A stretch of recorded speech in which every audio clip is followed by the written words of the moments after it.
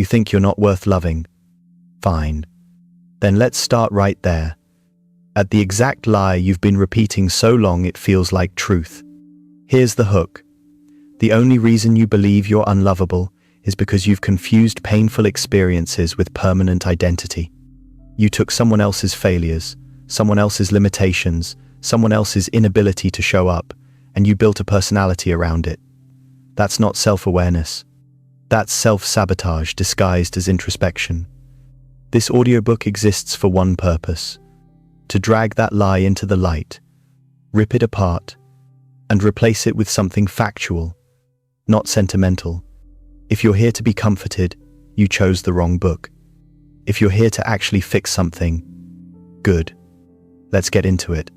Chapter 1. The lie you've been living with. You didn't wake up one morning and decide you weren't worth loving. You didn't look in the mirror as a kid and think, yeah, I'm probably a burden. That belief was planted in you long before you had the ability to question anything. Someone or several someones taught you the idea indirectly. Maybe they weren't villains, maybe they didn't mean to do damage, but they did it anyway. Through their behavior, their absence, their inconsistency, or their criticism, they sent you a message. Love is conditional, and you don't meet all the conditions. And because you were young, impressionable, or emotionally dependent on these people, you absorbed that message like it was a law of reality. You didn't have a way to challenge it. You didn't have the distance or the emotional vocabulary to say, this isn't about me, this is about them. So you did what kids do. You made it about you. You adjusted yourself. You learned to shrink, to stay quiet, to walk on eggshells, to please, to monitor the emotional temperature of the room, all because you believed your natural self was somehow the problem. That's the tragedy of early wounds. You don't just get hurt, you build an identity around the hurt. You don't just feel unloved, you assume you're unlovable. And it sticks because the mind is terrible at distinguishing between repeated experiences and universal truths. If you experience something often enough, especially while growing up, your brain labels it as the way things are. But here's the uncomfortable truth you need to face.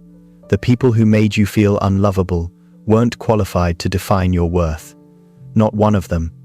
Their opinions were shaped by their own scars, their own childhoods, their own blind spots, their own emotional limits.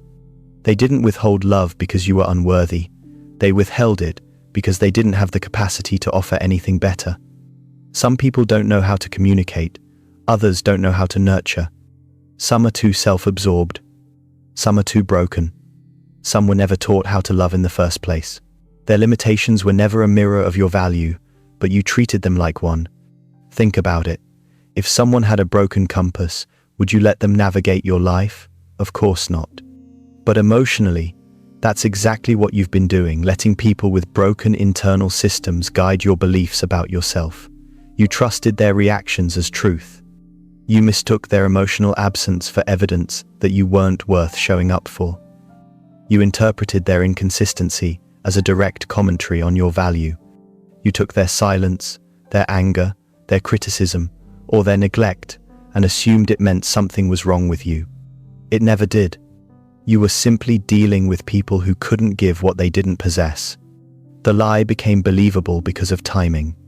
When you're young, your brain is still forming its understanding of the world. You rely on the adults around you to define what love looks like, what connection feels like, and what your place is in relationships.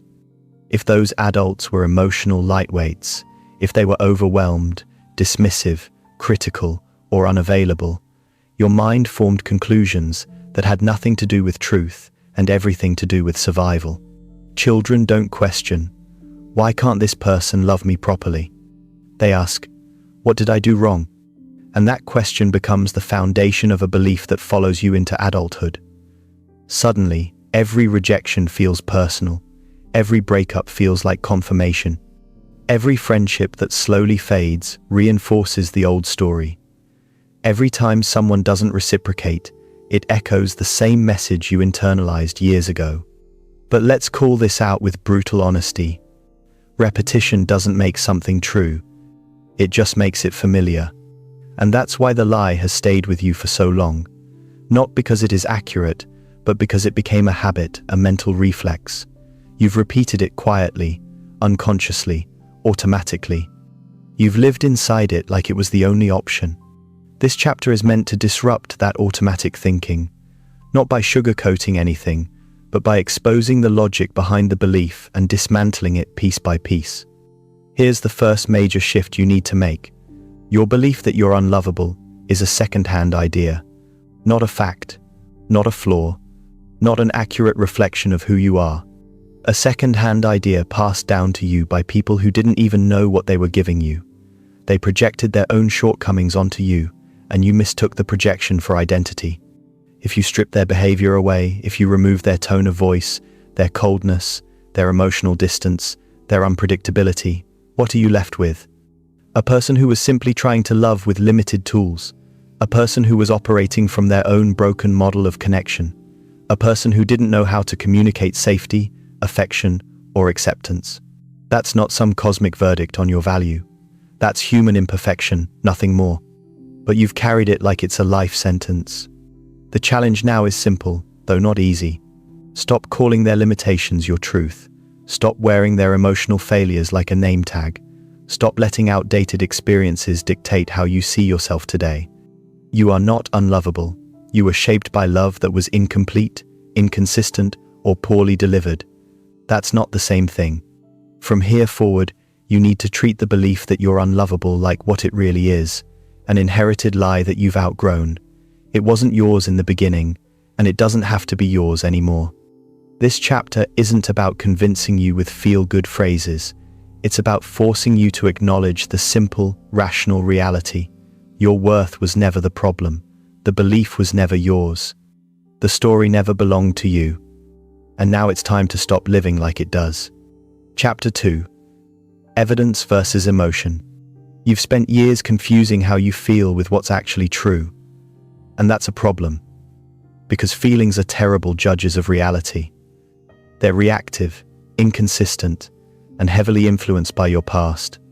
Evidence, on the other hand, doesn't care about your history. It doesn't bend to your fears. It doesn't adjust to your insecurities. Evidence just sits there, solid and stubborn, waiting for you to stop treating emotions like facts. Here's the blunt truth. Your belief that you're unlovable isn't built on evidence. It's built on emotion. More specifically, emotions shaped by old experiences you never fully processed. Think about the moments you felt unlovable. They usually show up during rejection, conflict, abandonment, or any situation where someone fails to meet your emotional needs. Your brain instantly leaps to the old conclusion. Here we go again. I'm not enough. That reaction feels automatic because it's been rehearsed so many times. But feeling something repeatedly doesn't magically turn it into truth. It just makes it familiar. Emotion is basically your brain replaying an outdated script. Evidence is what your actual life shows when you strip away the drama. And if you're honest for once, the evidence paints a completely different picture. Start with the basics. You care about people, you show up, you try. You've offered loyalty, support, humor, effort, comfort, presence. You've had moments of connection where people trusted you, leaned on you, valued you. Maybe those moments weren't constant, but they existed. That alone proves you're not universally rejected or repulsive or deficient.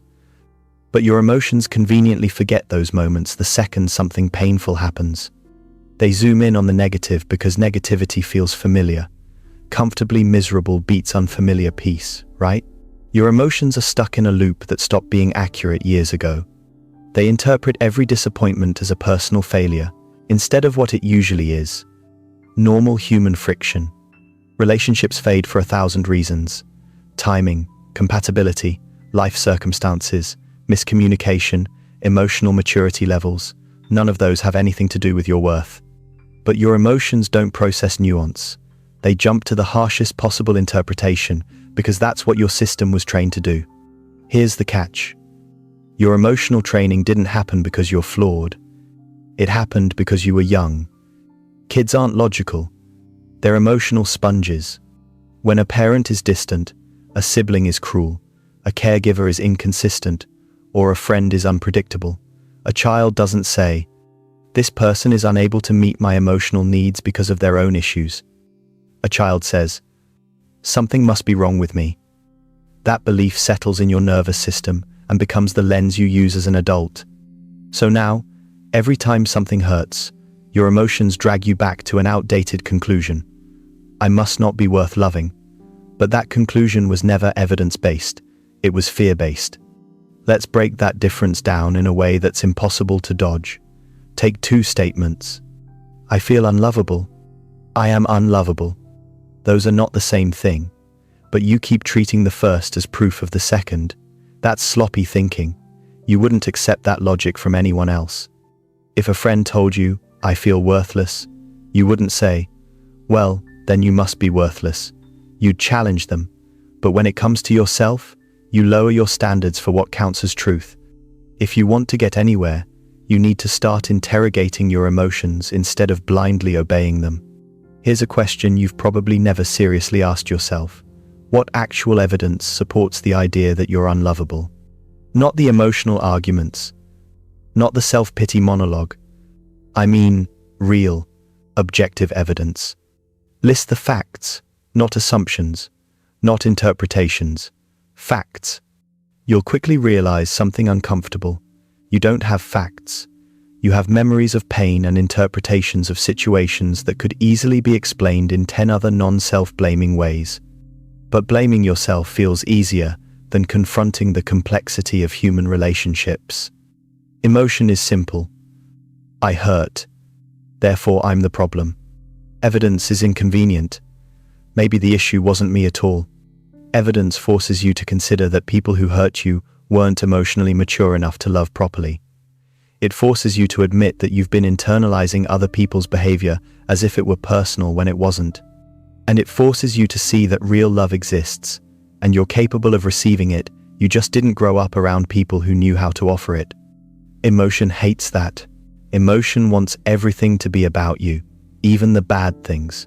It wants you to stay anchored in old narratives, because those narratives are predictable, even if they're miserable. Evidence doesn't care about your comfort. It just holds the truth. Let's look at a more concrete example. Think about someone who walked away from you or treated you poorly.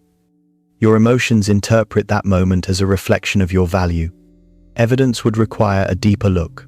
What were they dealing with emotionally? What patterns did they bring from their past? What limitations, fears, wounds, or insecurities shaped their behavior? What communication skills did they lack? How were they raised? What did they believe about themselves? Most of the time, people's treatment of you has everything to do with their state and almost nothing to do with your worth. But your emotions never pause to consider that. They jump straight to self-blame because that's the narrative you learned earliest. It's the narrative you're most fluent in. Here's the turning point. You need to stop taking emotional shortcuts. Every time you feel unlovable, you need to ask the uncomfortable question, what is the evidence for this?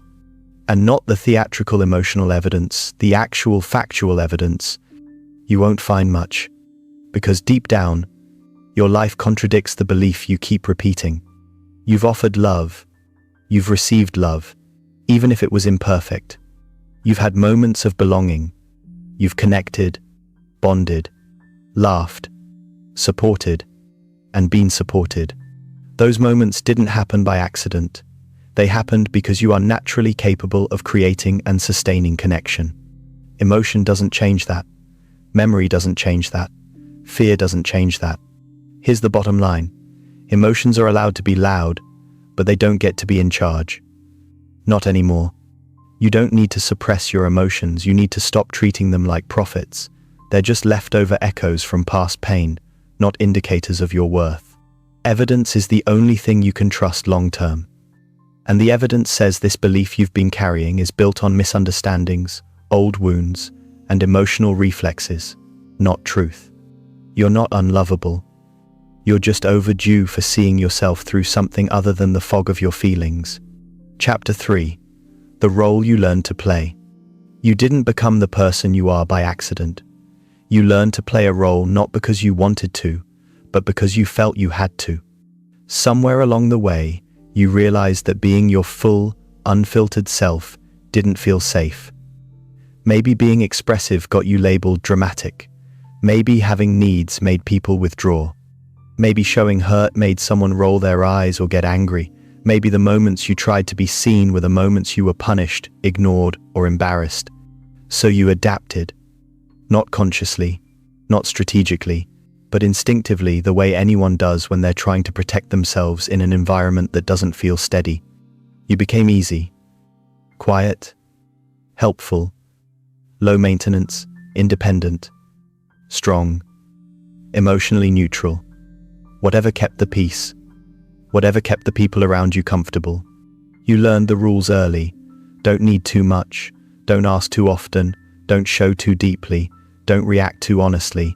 Keep the emotional climate stable, keep yourself contained. It worked.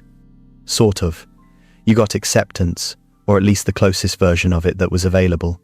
You avoided conflict, you avoided rejection, you avoided making people uncomfortable. You survived. But let's be brutally honest, survival is not the same as being loved. You weren't being valued. You were being tolerated. You weren't being seen. You were being edited. You weren't connected. You were performing. And that performance became such a habitual part of you that now you confuse it with your actual identity. Let's unpack what that really means. The role you learned to play taught you that love must be earned, not enjoyed, not received freely, earned through effort, compliance, emotional labor, silence, resilience, or perfection. You believed that if you just played your part well enough, long enough, consistently enough, someone would finally look at you and say, "You're worth loving exactly as you are." But that moment never came, because it can't come. Not when you're hiding the real you. People can't love a version of you that isn't genuine. They can appreciate the role, benefit from it, even admire it, but they're not connecting with you, they're connecting with the mask. And here's the biggest problem. After playing a role long enough, you stop remembering what the unfiltered version of you even looks like. Maybe you've convinced yourself you're just an independent person who doesn't need much. Wrong. You learned independence because depending on others was unsafe. Maybe you think you're naturally quiet. Maybe. Or maybe silence was the only guarantee you wouldn't be criticized. Maybe you say you don't like attention. Or maybe attention felt dangerous or unpredictable. Maybe you tell yourself you don't get attached easily. Or maybe you've never felt safe enough to attach at all. These aren't personality traits. They're survival strategies. And they made sense when you first adopted them. That younger version of you did what they needed to do to get through difficult environments. They weren't weak, they were resourceful. But what kept you safe back then is now keeping you emotionally starved. You can't feel loved when you never let anyone close enough to see you. You can't feel chosen when you hide your needs so deeply that no one even knows you have them. You can't feel supported when you insist on carrying everything alone. You can't feel valued when the version of you people interact with isn't the real version. Your role helped you avoid pain, but it didn't help you receive love. Now you're older, but you're still performing. In relationships, you become the caretaker, the mediator, the fixer, the stable one, the strong one, the one who doesn't complain. You take pride in it, but let's cut the nonsense. It's not pride, it's fear. Fear that if you stop performing, the connection will disappear. Fear that your real needs will push someone away. Fear that the moment you stop being easy, you'll be seen as too much. Here's the truth you've been avoiding. If someone only stays because you're performing the role they prefer, they're not staying for you. They're staying for the service you provide, the stability you offer, the comfort you maintain. You deserve more than relationships built on convenience. The real version of you, the one who has needs, feelings, complexity, preferences, boundaries, sensitivity, desires, that version is the one capable of being loved. But you've buried that version so deeply that even you hesitate to access it. You've trained yourself to blend in, appease, and endure. You've become fluent in emotional self-erasure. But here's the twist.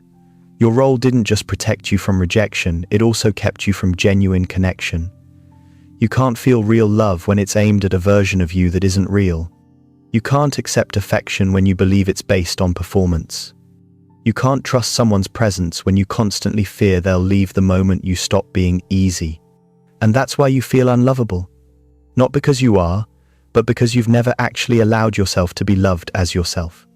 You've only allowed people to love the version you curated to avoid loss.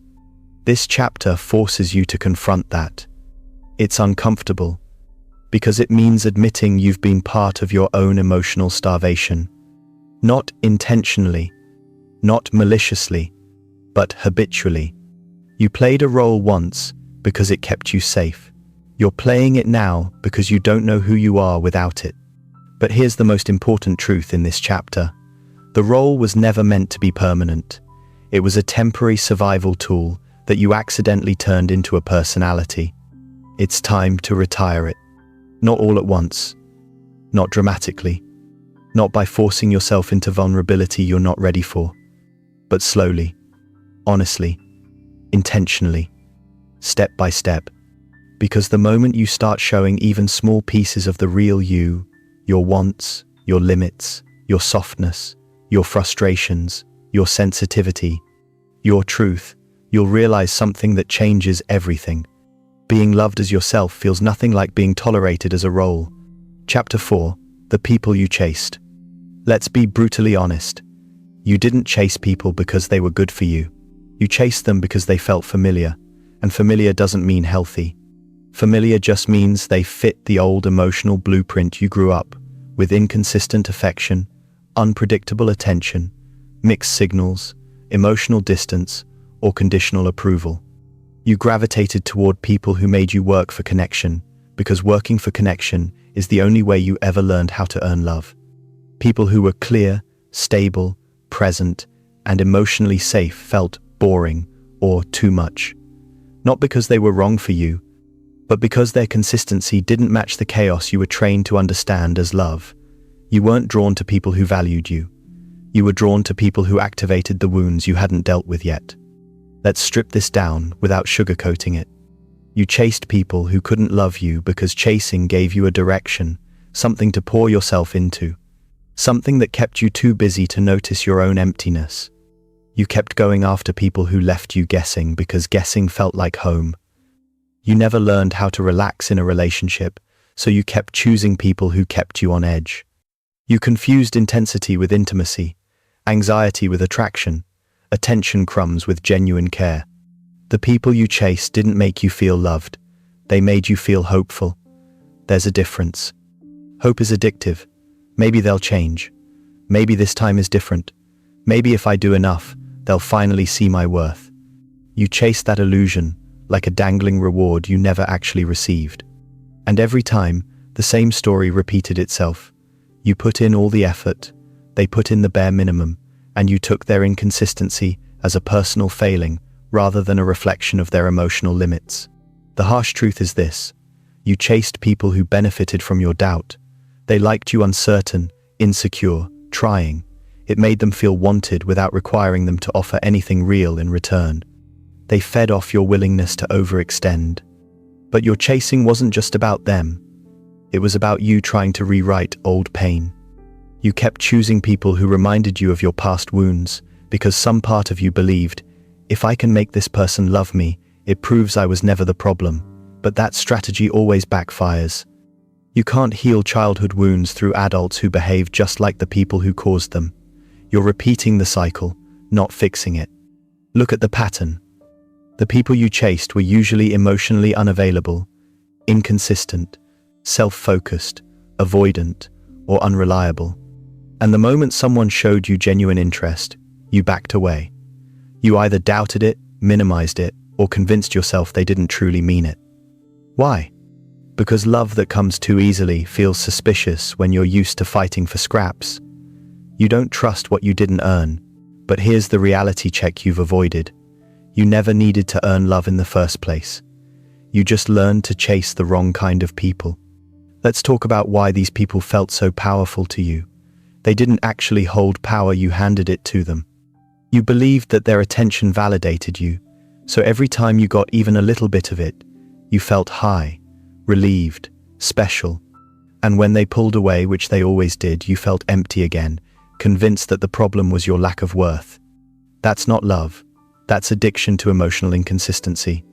Healthy love doesn't spike your nervous system with fear, or keep you questioning your value, or make you perform for closeness. Real connection should feel stable, honest, and mutual. But that kind of love requires vulnerability, openness, and the willingness to let someone see you. Chasing people who don't choose you lets you avoid that real risk.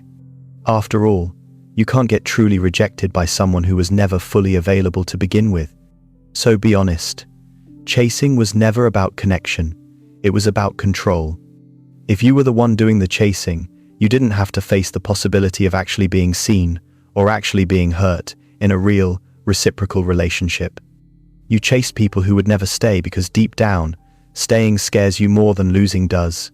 Losing is familiar, staying is foreign. Now it's time to confront the most important truth in this chapter. You didn't chase them because they were special. You chased them because you didn't believe you deserved someone who would choose you without hesitation. Once you understand that, everything clicks into place. The problem was never your worth. The problem was your standard or lack of one. As long as you keep chasing emotionally unavailable people, you reinforce the belief that you're only worthy of love when you're earning it. But here's the shift you need to make. Stop chasing and start choosing. Choose people who are consistent. Choose people who communicate. Choose people who show up without being begged. Choose people who make your nervous system feel calm instead of chaotic. Choose people who don't require you to shrink, perform, or question yourself. The people who want you to chase them are not your people. They never were. They required you to doubt your worth so they could feel important. That's not connection, that's exploitation, even if unintentional. The moment you stop chasing, everything changes. Because when you're not busy running after the wrong people, you finally have space to be found by the right ones. And here's the part you probably don't believe yet, but need to hear plainly. Someone choosing you freely, consistently, and clearly won't feel uncomfortable once you stop confusing chaos with love. This chapter isn't about blaming you. It's about waking you up. You've spent too long chasing doors that were never meant to open. Now it's time to walk away from them and see what happens when you stop running toward people and start letting people walk toward you. Chapter 5. The damage you don't admit. You've spent years pretending you're fine. You call yourself strong, independent, resilient, unbothered, but that's not the full story. That's the armor. And armor is only worn by people who expect to be hurt. You don't put on emotional metal plating because life has been gentle. You put it on because somewhere along the line, you learned that vulnerability is dangerous, needs are inconvenient, and relying on people is a gamble you usually lose. The problem is that you've worn the armor so long you've convinced yourself it's your skin. You tell people you're used to disappointment. You claim you don't care anymore. You say you don't expect anything from anyone. You call it maturity, when in reality, it's exhaustion. You call it self-reliance, when it's actually self-protection. You call it standards when half the time it's numbness. Let's be direct. This "nothing affects me" act is doing more damage than the original wounds ever did. The truth is, you're not as unaffected as you pretend to be. You've just learned to bury the pain, quickly, deeply, and efficiently. You don't feel less, you just refuse to acknowledge what you feel. And that refusal is precisely what keeps the pain alive. Ignoring damage doesn't heal it, it preserves it. Think about how you respond when something actually hurts you. Someone disappoints you, rejects you, dismisses you, or betrays you. Do you let yourself react? Do you acknowledge the sting? Or do you shut down immediately, tell yourself whatever, distract yourself, move on quickly, pretend it didn't matter? Be honest, you skip the emotional processing entirely. The second something stirs up vulnerability, you slam the door shut. But your refusal to feel doesn't make the wound go away. It pushes it down, adds it to the pile, and teaches your nervous system one more lesson. Don't rely on anyone, don't trust too deeply, Don't expose your real feelings. Don't let people see the cracks. You've built an internal archive of unprocessed pain, and even though you don't consciously revisit it, your behaviors are shaped by it every single day. You think your avoidance is strength. It's not. It's fear disguised as independence. And let's talk about that fear, not the surface-level fear of being hurt, but the deeper one you don't like to admit. You're terrified of being seen, truly seen. Because being seen means being known, and being known means being vulnerable, and vulnerable is the state that has hurt you the most. So you hide the damage, you minimize it, you joke about it, you detach before attachments form. You act unfazed when something painful happens, because the moment you acknowledge the truth that it affected you, you'd need to face the grief you've been avoiding for years. This chapter exists for one purpose: to force you to stop dodging the truth of what those experiences did to you. The damage shows up in ways you don't recognize. It shows up in your difficulty trusting people, even when they haven't given you a reason to doubt them. It shows up when you assume the worst before anything even happens. It shows up in how you choose partners who feel safe because they don't push you to open up. It shows up in the way you downplay your needs, apologize for being hurt, or talk yourself out of wanting closeness at all. It shows up in the way you think you're low maintenance, when really you've taught yourself to expect nothing, because expecting anything has historically led to disappointment. You act like being unbothered is a personal achievement. It's not. It's a scar. You can't heal until you admit you were injured. And yes, that's uncomfortable. It feels like weakness. It feels like regression. It feels like exposing something you've worked so hard to bury. But look at your life. Burying it hasn't helped. It has only made you emotionally restricted, guarded, hyper-independent, and perpetually tired. You're exhausted not because life is overwhelming, but because pretending you're unaffected requires constant emotional effort. Here's the brutal truth you've avoided. Strength isn't pretending the damage doesn't exist. Strength is facing it without running, numbing, or performing. You need to stop demanding that your pain be logical before you allow yourself to feel it. Pain doesn't have to make sense to be valid. You don't need a good enough reason to have been hurt. You don't need someone else's approval to acknowledge that something affected you. You don't need to minimize your reactions to seem mature. Emotional honesty doesn't make you weak. It makes you real, and realness is the only thing that leads to healing. Let's push deeper. What did those experiences actually do to you? Not the intellectual answer, the emotional one. Did they make you distrust affection? Did they make you lower your expectations? Did they make you cynical?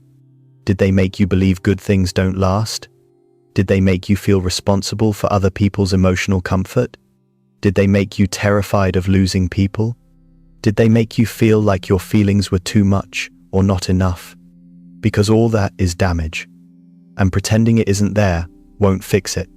You don't have to crumble. You don't have to break open dramatically. But you do need to stop lying to yourself. You do need to stop using numbness as a shield. You do need to stop convincing yourself that the absence of tears equals the absence of trauma. If you want to feel loved, genuinely, deeply, fully, you need to allow yourself to feel everything else you've been suppressing. You can't selectively numb emotions. When you numb pain, you numb joy. When you numb vulnerability, you numb connection. When you numb disappointment, you numb intimacy. You can't protect yourself from the bad without blocking out the good. And here's the final point you need to absorb. Acknowledging the damage doesn't trap you in the past. It frees you from it. It gives you the awareness you've been missing, the awareness that lets you break patterns, choose better people, set real standards, and actually feel love when it arrives. This chapter isn't here to make you fragile. It's here to make you honest. You're not unbreakable. You're just unspoken. And it's time to stop pretending your silence equals strength. Chapter 6. The identity you built around pain. At some point, you stopped seeing your pain as something that happened to you and started seeing it as something you are. That's what unhealed wounds do. They don't just linger. They reshape you.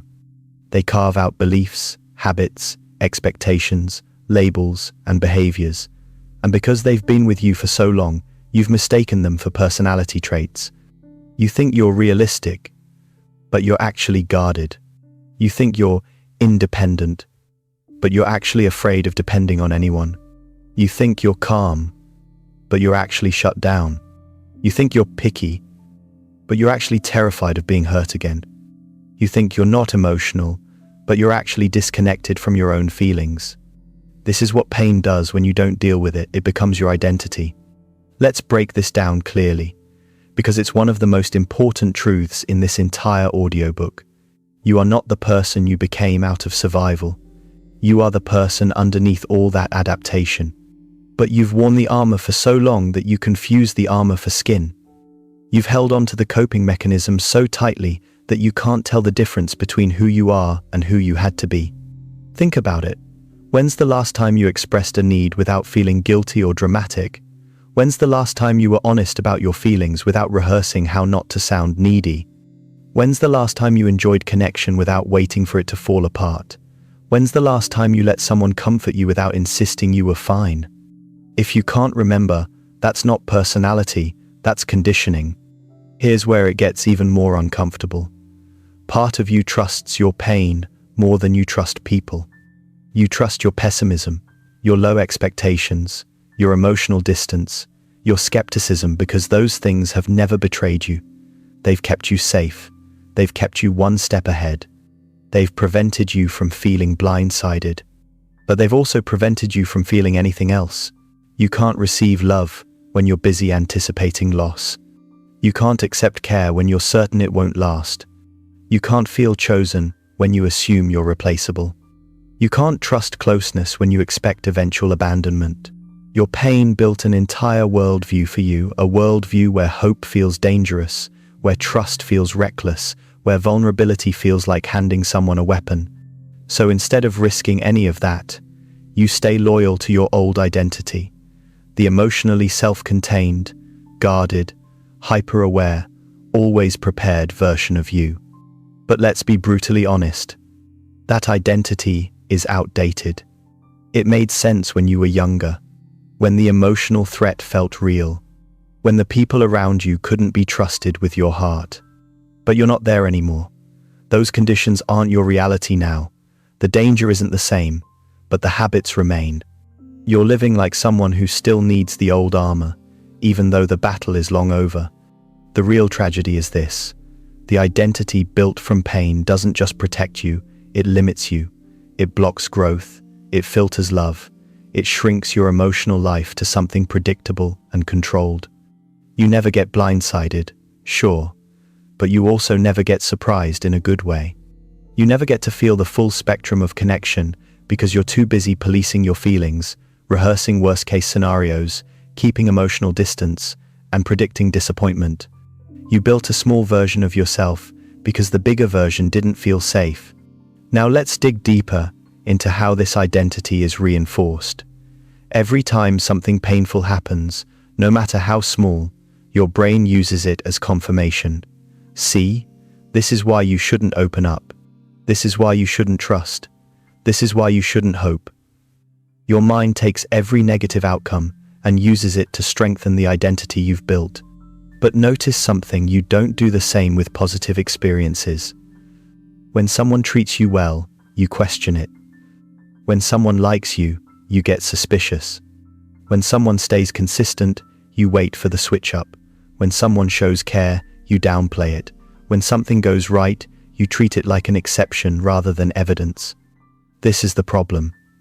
Your identity is built on selective interpretation. You amplify the pain. You minimize the proof that contradicts it. All because the version of you that believes they're hard to love feels safer than the version that risks believing otherwise. But here's the truth you need to hear clearly. The identity you built wasn't chosen. It was inherited, formed by circumstances, molded by wounds. It's not you, it's your adaptation. And adaptations can be unlearned. Underneath the protective layers is the real you, the one who wants closeness, who deserves softness, who craves connection, who wants to feel seen without shrinking. But that version has been buried under years of playing it safe. This chapter isn't about blaming yourself for adapting. It's about giving yourself permission to evolve beyond the version of you that only knew how to survive. You can't keep living as if the world is hostile when your life now has room for deeper, healthier things. The identity built from pain might feel familiar, but it isn't home. It's just the place you stayed because you didn't feel safe leaving. Now it's time to walk out, not by force, not by pretending you're suddenly healed, but by slowly challenging every behavior, belief, and habit that was built out of fear instead of truth.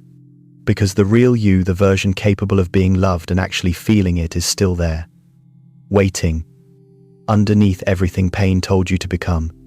And the moment you stop letting pain define you, you start becoming someone who isn't just surviving anymore. You start becoming someone who actually lives. Chapter 7. The reality of self-worth. You keep talking about your worth like it's a scoreboard, like every mistake, rejection, or disappointment deducts points, and every compliment or achievement adds them back. That's the core problem. You're treating worth as something that fluctuates based on how people treat you, how successful you feel, or how good you think you've been. That's not self-worth. That's conditional value, the kind you learn when your early experiences taught you that being loved depends on how well you perform. Let's strip this down clearly. Self-worth is not emotional. It's not earned. It's not measured. It's inherent. If you take a newborn baby, weak, needy, crying, unable to do a single thing, you instinctively know it has worth, not because it achieved something, not because it proved itself, not because it was easy to love. Worth is built into existence. You don't have to justify it, prove it, or maintain it. But somewhere along the way, that truth got twisted for you. Maybe love was inconsistent, so you assumed it was something you needed to work for. Maybe affection was conditional, so you believed it depended on your behavior. Maybe you were compared to others, so you thought worth was competitive. Maybe you were dismissed or criticized, so you believed worth was fragile. Whatever the reason, you lost the original understanding that worth is a constant, not a variable. Now you're older, and you're still chasing validation like it's oxygen. Every time someone approves of you, you feel valuable. Every time someone withdraws, criticizes, or loses interest, you feel defective. Your sense of worth swings wildly, depending on the emotional weather outside you. That's why you feel unstable, because you've built your identity on the shifting ground of other people's responses. Here's the blunt truth.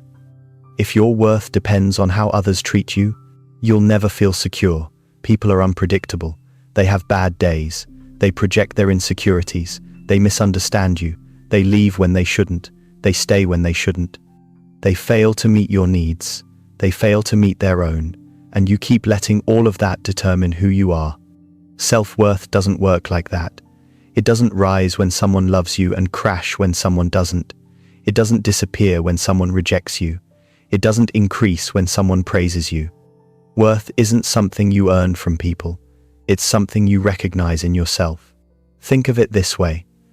There are people who adored you and people who didn't. People who valued you and people who overlooked you. People who appreciated your presence and people who took it for granted. All those different responses, and you stayed the same person through every single one. The variables were other people, not you. Their reactions say more about their capacity than your value. The problem is that you've been measuring your worth using broken tools. You've let how much attention you get, how quickly people respond, how others treat you, how much effort people give, how you compare to others, how accepted you feel, define your value. That's a guaranteed formula for feeling worthless, because none of those things are stable or trustworthy indicators of anything real. If someone treats you well, you glow. If someone pulls away, you crumble. If someone compliments you, you feel worthy. If someone criticizes you, you spiral. You interpret every external input as a verdict. That is not self-worth, that is self-abandonment. Real self-worth comes from an internal decision. I matter because I exist. Period. Not because I'm useful. Not because I'm liked. Not because I'm attractive, successful, calm, funny, strong, or accommodating. Just because you exist. You're not in competition with anyone. You're not one mistake away from being worthless. You're not one heartbreak away from losing your value. You're not one rejection away from being fundamentally defective.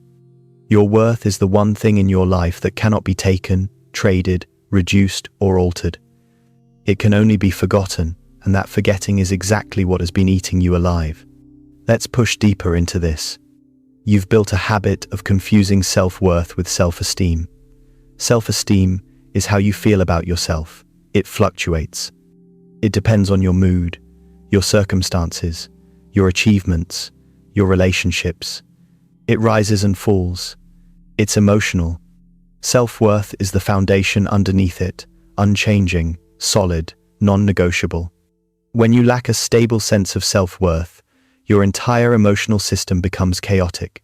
Every negative experience becomes proof you're not enough.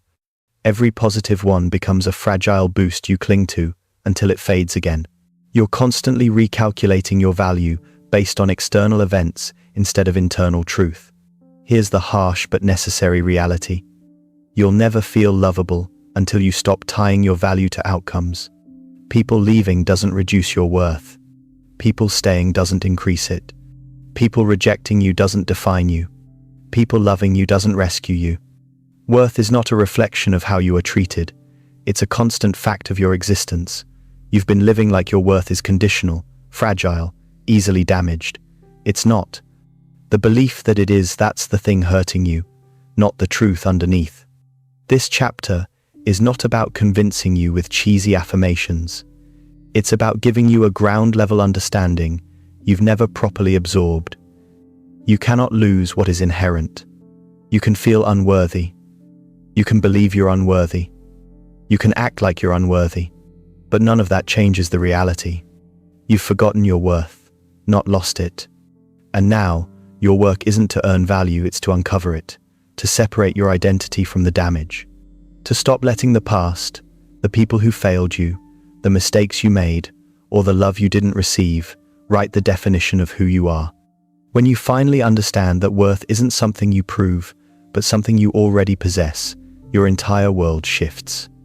You stop chasing. You stop settling. You stop performing. You stop shrinking. You stop apologizing for existing.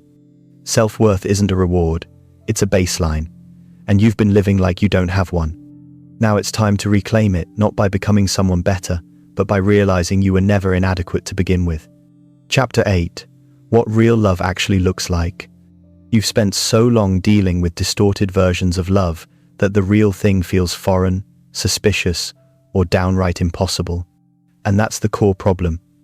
You're comparing every new connection to a broken model you learned early in life. You keep expecting real love to look like the inconsistent, confusing, emotionally draining experiences you've had before. So when something healthy shows up, you don't recognize it. It doesn't match your template. It feels off, only because it's unfamiliar. Let's break that open.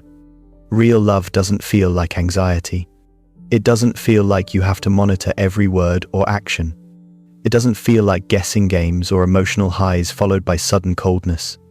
It doesn't feel like trying to earn attention or chase approval. It doesn't feel like being scared all the time. What you experienced before wasn't love. It was emotional hunger. It was hope mixed with fear. It was inconsistency mistaken for excitement. It was crumbs mistaken for meals. It was chaos mistaken for passion. And here's the truth. You adapted to dysfunction so thoroughly that it became your baseline. Your nervous system learned to link love with tension, not safety. That's why healthy people seem too much, too intense, or too good to be true. That's why predictable affection bores you. That's why kindness makes you uncomfortable. That's why stability feels suspicious. Your system expects danger, distance, or disappointment.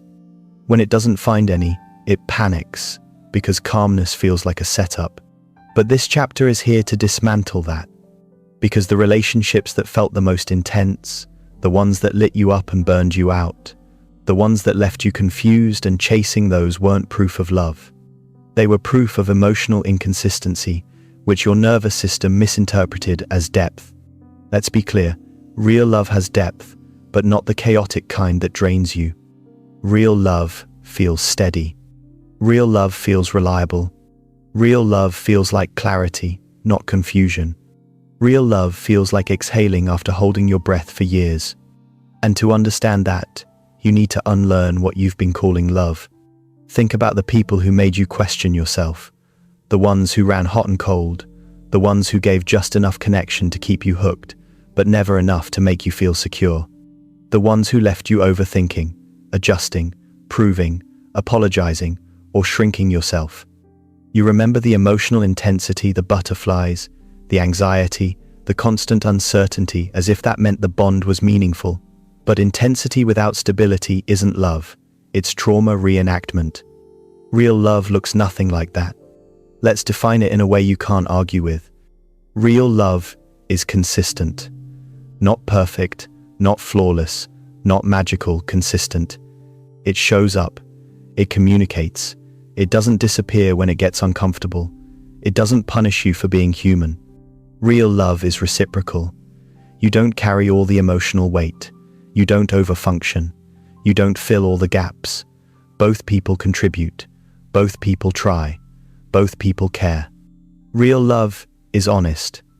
It doesn't rely on manipulation, silence, or guilt. You don't have to decode everything. You don't have to guess what someone means. You don't have to fear that the truth will chase them away. Real love is safe, and safety isn't boring. It's grounding. It allows you to breathe, speak, exist. You don't have to pretend. You don't have to overperform. You don't have to suppress your needs. Real love sees you, not the role you play, not the edited version of you, not your highlight reel, the genuine, complicated, real you. And it stays. But here's where the real problem comes in. You've never been taught how to receive this kind of love. You've been taught how to survive in emotionally unstable environments, not how to flourish in emotionally healthy ones. When someone is too consistent, you wonder if they're hiding something. When someone is too kind, you wonder what they want. When someone is too open, you wonder if they're naive. When someone is too available, you wonder if they're desperate. When someone is too loving, you wonder if they're lying. But none of that is intuition, it's conditioning. You learn to expect love to come with tension, so when tension disappears, you feel lost. Here's the blunt truth. You won't recognize real love until you accept that the versions you learned growing up were flawed models, taught to you by people who didn't know how to love properly themselves. They weren't capable of giving you the consistency, validation, or safety you needed, so now the real thing feels uncomfortable. But discomfort doesn't mean wrong. It means unfamiliar. You have to retrain your emotional system to understand that calm doesn't mean danger. Stability doesn't mean boredom. Vulnerability doesn't mean weakness. Reciprocity doesn't mean risk. Transparency doesn't mean manipulation. Care doesn't mean impending abandonment. Real love gives more than just emotional intensity. It gives emotional safety, something you've never fully experienced, which is why it feels confusing now. The next time someone treats you with genuine care, pay attention to your instinct to pull away.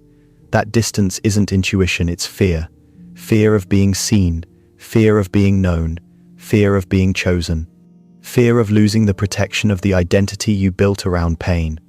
But if you want real love, real, deep, grounding, fulfilling connection, you need to stop running from what feels unfamiliar, simply because your past attached love to chaos.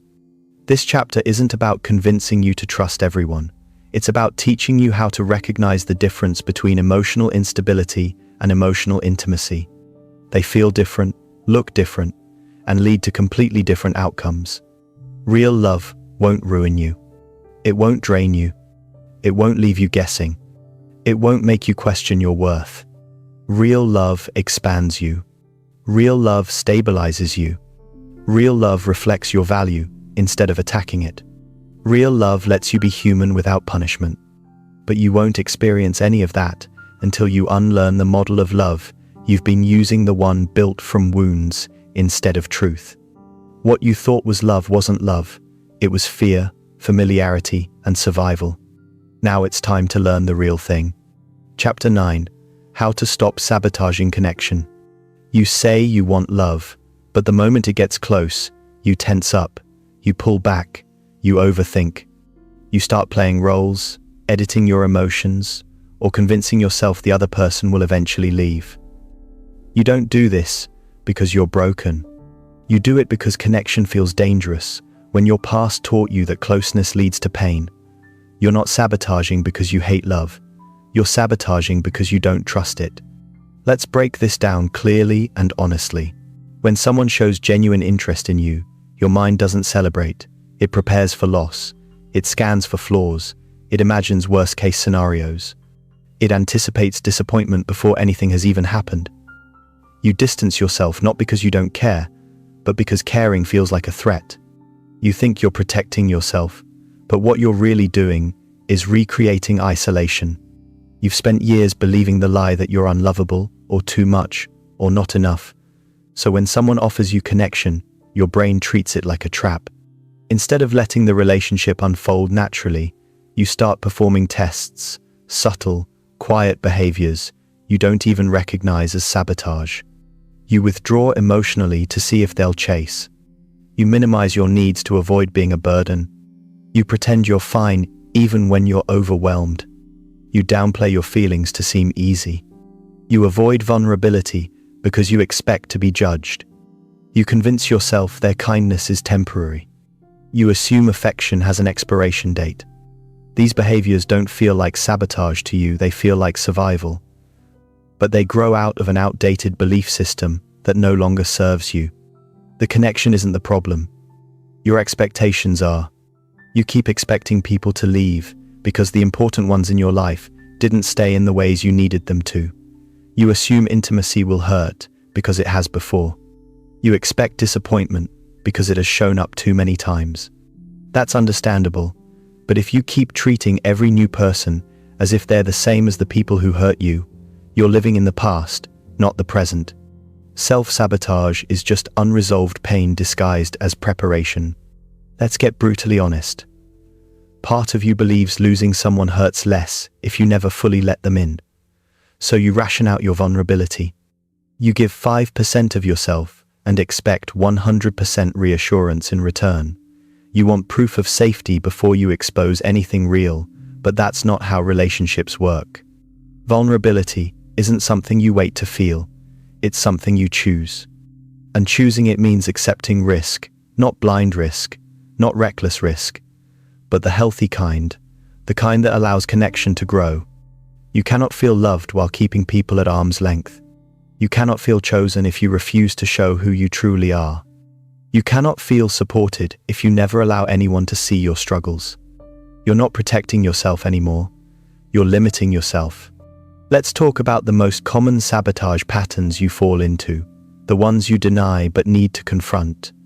You shut down when you feel something deeply. You interpret neutral behavior as rejection.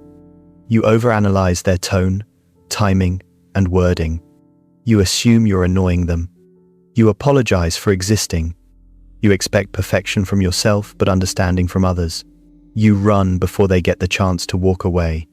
All of this is fear, specifically. Fear of being truly known. Why? Because if someone sees the real you, your insecurities, your softness, your flaws, you think they'll reject you. So instead, you reject yourself first. You preemptively pull away so no one else can do it. Let's be honest, that's emotional self-harm disguised as self-protection. You can't build intimacy while emotionally flinching. Now, let's shift from exposing the problem to understanding the core solution, because escaping sabotage is not about forcing yourself to be open, it's about learning to trust your ability to handle pain. Your fear isn't actually about people abandoning you.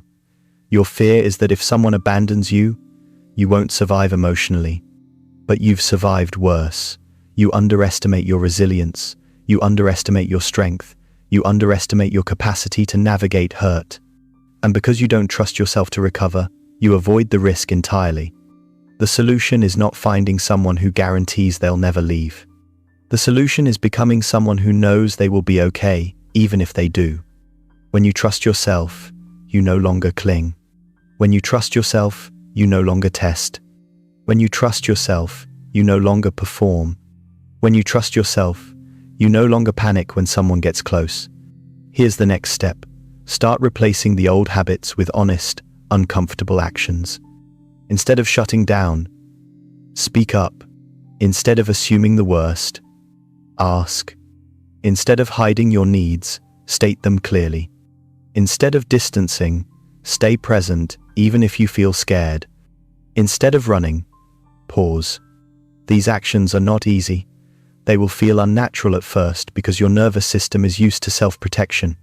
But every time you lean into vulnerability instead of fear, you teach your brain a new truth. Connection isn't always danger. You don't break sabotage by becoming fearless. You break it by acting even when you're afraid. Let's end this chapter with the blunt truth you need to hear. You're not unlovable. You're unpracticed. You're not broken. You're guarded. You're not incapable of intimacy. You're terrified of it. But terror fades when truth replaces fear, and the truth is simple. You can learn how to stay instead of run. You can learn how to open instead of close.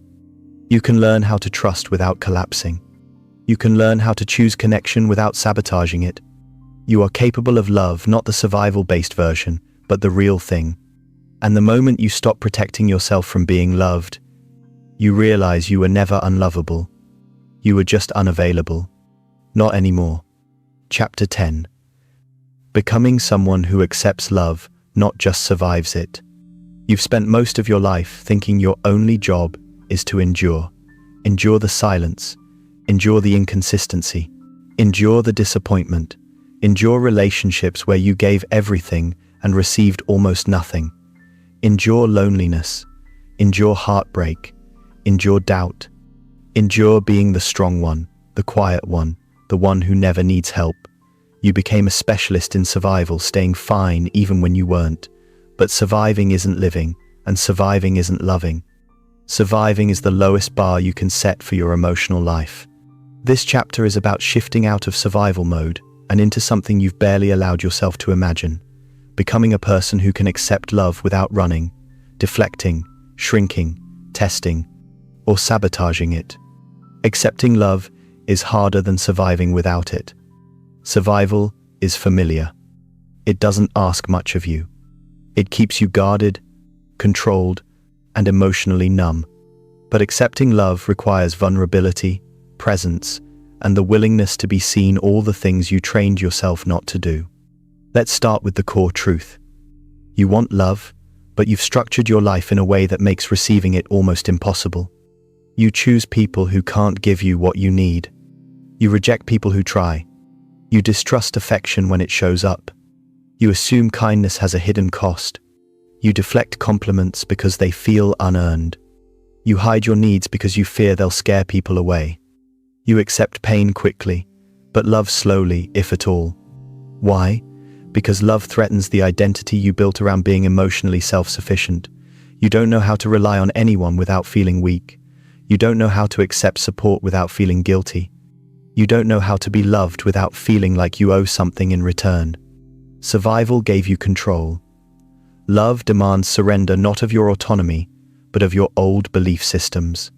To become someone who accepts love, you need to dismantle 3 major internal barriers. 1. You believe love must be earned. Every time someone treats you well, your instinct is to justify it. You think, maybe they like the role I play, or maybe I've been doing good lately, or maybe they don't know the real me yet. You don't let love land because you still think you need to prove yourself worthy of it. But real love isn't a performance. It doesn't need your perfection. It doesn't require emotional gymnastics. It doesn't disappear the moment you're tired, sad, messy, or human. 2. You fear that letting someone close gives them power over you. You've been hurt by people who used your vulnerability against you, so now you treat closeness like exposure, something that makes you unsafe. But vulnerability isn't surrender. Vulnerability is connection. And you cannot receive the kind of love you crave while keeping emotional doors locked. You don't have to fling them open. You just have to stop bolting them shut. 3. You see yourself as a burden rather than a partner. You've internalized this belief so deeply that you hide your needs without even noticing. You downplay everything: your stress, your desires, your fears, your expectations. You treat emotional needs like flaws. But love requires reciprocity. If you give endlessly and receive nothing, you're not in a relationship, you're in a performance. Healthy connection requires balance, and you can't have balance when you refuse to let people show up for you. Now let's talk about transformation, not theory, but the actual emotional rewiring required to start accepting love. First, you have to act like someone who believes they deserve healthy connection, even before you fully believe it. Belief doesn't come first. Behavior does. You build the belief through repetition. Meaning, you stop settling for one-sided relationships, even if part of you whispers that this is the best you'll get. You stop entertaining people who thrive on inconsistency. You stop giving second, third, fourth chances to people who already showed you they can't or won't meet you emotionally. Every time you choose differently, you reinforce a new internal message. I am worth more than breadcrumbs. Second, you need to let yourself experience the discomfort of healthy love without running from it. Healthy affection will feel wrong at first. Consistency will feel intense. Someone checking on you will feel overwhelming. Someone wanting to hear your thoughts will feel intrusive. Someone caring about your feelings will feel suspicious. Your instinct will be to push away. Do not push away. Let the discomfort happen. Let your system adjust. You've lived in emotional starvation long enough that real nourishment feels like overeating. But it's not too much. It's enough, maybe the first enough you've had in your entire life. Third, you must learn to express needs without apology. Not aggressively, not dramatically, simply truthfully. I need reassurance. I need honesty. I need consistency. These are not demands. These are requirements for healthy connection. When you state your needs, something powerful happens. You give the other person a chance to meet you, instead of guessing what you want or hoping they magically figure it out. And if they can't meet your needs, better to know early than build a relationship on fantasy. Fourth, you need to receive without repayment. When someone gives you affection, attention, kindness, time, or emotional support, stop trying to balance the scales. Love is not a transaction. You don't owe anyone a performance in exchange for their care. You don't have to prove you're worthy of being loved. Let people give without immediately scrambling to even the cost. That instinct comes from insecurity, not generosity. Fifth, you need to allow yourself to be emotionally seen even in small ways. You don't need to spill your entire life story. Just stop hiding the real you. Let people notice when you're quiet. Let people see you tired. Let people hear you when you're stressed. Let people know when something matters to you. Showing small pieces of your truth slowly rewires your belief that your full self is unlovable. Here's the final, unavoidable truth. Accepting love requires courage. Not because love is dangerous, but because your old life taught you that it was. You survived environments where vulnerability was punished, feelings were inconvenient, needs were dismissed, or affection was unpredictable. That's why accepting real love feels brave, because it is. You're not learning how to be loved. You're learning how to stop rejecting the love you've always deserved. And when you master that, even imperfectly, your relationships will shift. Your self-image will shift. Your emotional life will expand. You won't just be surviving anymore. You'll be participating, engaging, connecting, living. Real love won't complete you. It won't rescue you, but it will meet you if you allow it. And for the first time in your life, you'll feel the difference. Survival keeps you alive. Love lets you live.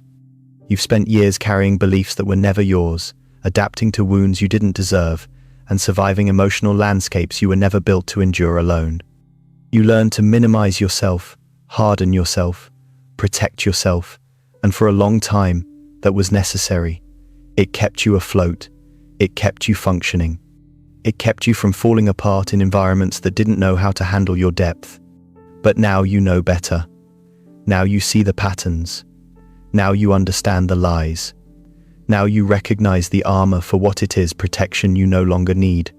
You've walked through every chapter of this journey, peeled back the layers, confronted the distortions, challenged the stories you inherited, and faced the parts of yourself you spent years avoiding. This isn't about suddenly feeling healed. It's about finally feeling capable of healing. The truth is simple. You were never unlovable.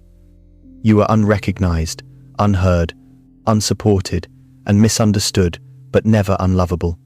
You were never too much. You were never not enough. You were simply surrounded by people who could not meet you where you were. Their limitations became your internal voice, but that voice isn't truth. It's residue. Now you get to choose a different narrative, not the one shaped by fear, but the one shaped by clarity, not the one defined by survival, but the one defined by your inherent worth, not the one built around abandonment, but the one built around presence, your presence in your own life. From here on, your job isn't to earn love, it's to allow it. Your job isn't to perform, it's to exist fully. Your job isn't to chase, it's to receive. Your job isn't to convince anyone of your value, it's to remember it. If there's one thing you take with you, let it be this. Your worth is not up for negotiation. Not today, not ever. Anyone who fails to see it is simply not aligned with the truth of who you are, and that's their deficiency, not yours. You are allowed to want love. You are allowed to have needs. You are allowed to be soft. You are allowed to be seen. You are allowed to be chosen. You are allowed to be loved without conditions. And you are allowed to outgrow every belief that told you otherwise. The story doesn't end with your pain. It ends with your recognition that you were worthy all along, even in the moments you felt most invisible. All you're doing now is reclaiming what was always yours. This is not the end of your healing. It's the beginning of your return to yourself.